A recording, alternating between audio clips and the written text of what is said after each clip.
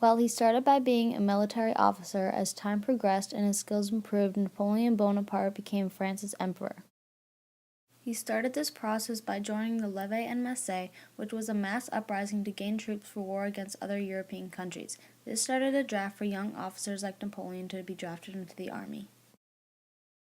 The French army was in need of commanding officers since the nobles fled France. This created an opportunity for young officers to rise quickly in rank, and Napoleon was one of them. He became an artillery officer, so he learned quickly the ways of artillery and how it can be used offensively to win a battle.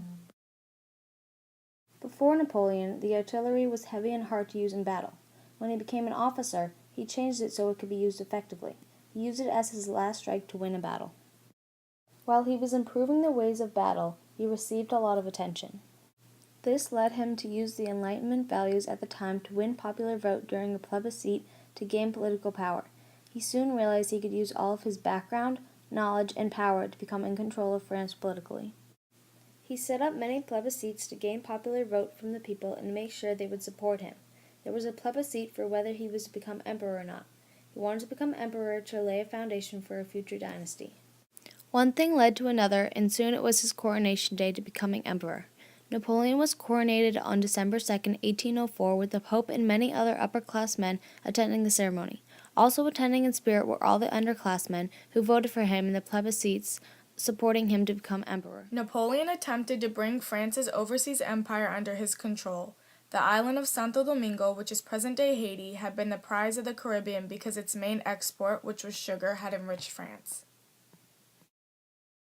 During the French Revolution, a sail revolt led by Toussaint Louverture had caused the French to lose control of the island.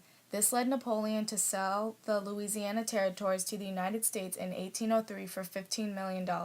Using the money from the sale, he financed his military efforts in Europe. The Napoleonic Code was the greatest legacy of Napoleon's effort to redesigning France.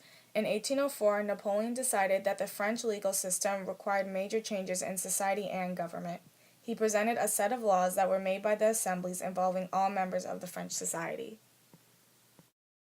Napoleon had lawyers collect and organize the 300 different French legal codes and systems into one body of 5 codes of law that stated the following. Feudal rights were ended. All people were equal before the law. Parents were given power over their children, and fathers were allowed to imprison them. Wives were not allowed to sell or give away their property. And religious freedom was guaranteed. This guaranteed all citizens legal equality and was installed across Europe and in the overseas French Empire. In 1804, Napoleon took on the legal system of France. Napoleon wanted a more efficient way to centralize the government, so he put the national government in control. Everyone was taxed fairly and corrupt officials were fired. Advancement in the civil service, the military appointment to university and government positions was based on merit rather than rank. Because Napoleon wanted educated people to work in his government, he established public schools called lycées, where boys ages 10 to 16 could attend. The education system stressed the importance of obedience and military values. Although he did not create a system of mass education, education was more available to the middle class than it had ever been before. Napoleon went to earn military victories against many of the principalities governing Europe and the Middle East. In 1805, he defeated a combined Australian-Russian army that was twice as large as his. This is called the Battle of Austerlitz. In 1806, he defeated the Prussians at the Battle of Jena, and at the Battle of Tilsit in 1807, he defeated the Russians in control of Germany and forced Alexander I to accept an alliance with France. Because of these victories, Napoleon made himself and France dominant power in Europe. As of 1805, Napoleon either controlled or was allied with every European country except for England. Napoleon's goal was to invade England, and he did so with his navy and the help of the Spanish Navy. This was known as the Battle of Trafalgar. Most of the fighting was done between the British, French, and Spanish navies. In the end, the French and the Spanish were defeated by the English, and England and Napoleon became great enemies. The Battle of Trafalgar ultimately caused Napoleon to lose power. A few years later was the Peninsular War, This war was France versus Great Britain, Spain, Ireland, and Portugal. The war started because Napoleon wanted to take control of Portugal. The French began by taking control of major Spanish cities, and shortly after they arrived in Spain, the Spanish there attacked the French. Napoleon later made his brother, Joseph Bonaparte, the King of Spain. A few months later, the British and Spanish rebelled against Napoleon in Spain. They wore the French down and did not defeat them, but Napoleon did lose a lot of power over Europe. He had to take soldiers from other countries to fight the Spanish and the British, and it ultimately cost him 300,000 soldiers. Because they're enemies, Napoleon wanted to hurt Britain economically.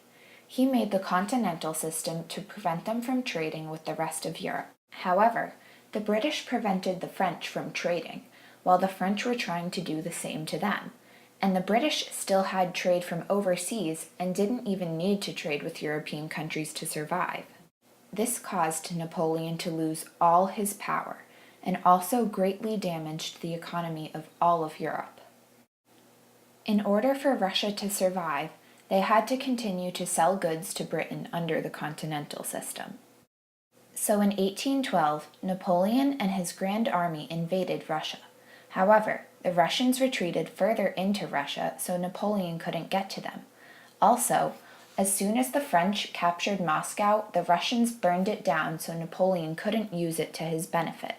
Napoleon and his Grand Army began to leave because winter was coming, but the Russians attacked them on the way out, and they only made it out with 94,000 men alive. Napoleon continued to lose power. Later, in 1814, France was attacked by Prussia, Russia, and Austria. Soon thereafter, angry allies took France. Napoleon surrendered and was exiled to the island of Elba. A year later, Napoleon returned for 100 days. Other countries became frantic and attacked at Waterloo, where the French were beat. Napoleon was then exiled to the island of St. Helena, where he died 6 years later. Much like other rulers in the past, Napoleon was very greedy for land and power. He also was very violent to get what he wanted, being involved in many wars. From Napoleon, we can learn that violence and greed are not always the answer when it comes to getting what you want and getting more power.